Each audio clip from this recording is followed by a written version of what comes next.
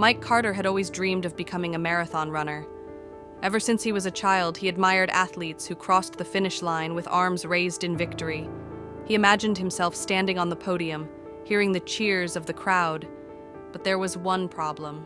Mike was far from athletic. In school, he was always the last to finish races, out of breath before reaching the halfway point. His classmates teased him. "You'll never be a runner, Mike. Just give up," they would say, laughing. Even his coach advised him to try something else. But Mike wasn't ready to quit. At home, he confided in his mother. "Mom, why can't I run like the others?"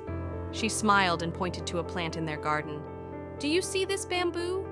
It took 5 years just to grow its first leaves above the ground. But underneath, its roots were growing strong, and when it was ready, it shot up faster than any other plant. You are like that bamboo, Mike. Your time will come. Just don't stop growing." Her words ignited a fire in him. Determined, Mike woke up at dawn every morning to train. He wasn't fast, but he ran a little farther each day. He studied running techniques, built his endurance, and worked on his mindset.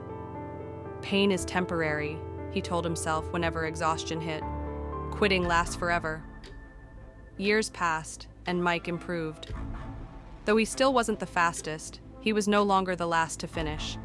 He entered small races, losing many but never stopping.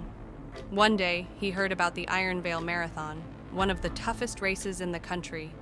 It was a 26-mile test of endurance, with steep hills and harsh weather conditions. Only the strongest runners completed it. Mike knew he wasn't the best, but he wanted to prove, to himself more than anyone, that he had the heart of a runner.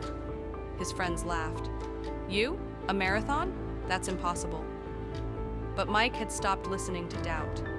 He signed up, trained harder than ever, and prepared for the biggest race of his life.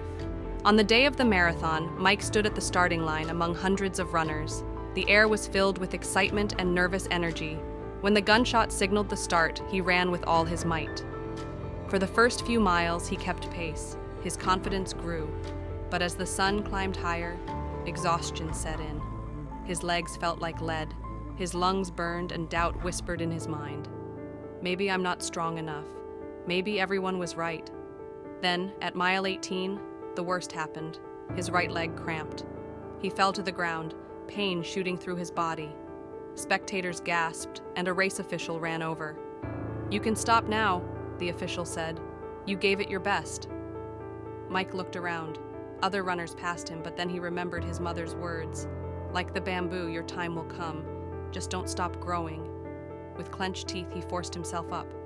Step by step, he continued, limping at first but refusing to stop. Mile after mile, Mike pushed through pain and fatigue. The crowd began to take notice. Spectators who once doubted him now cheered his name. "Come on, Mike, you can do it." As he reached the last mile, his heart pounded, not from exhaustion, but from determination. The finish line was in sight. With the last ounce of strength, he sprinted forward. Tears filled his eyes as he crossed the finish line.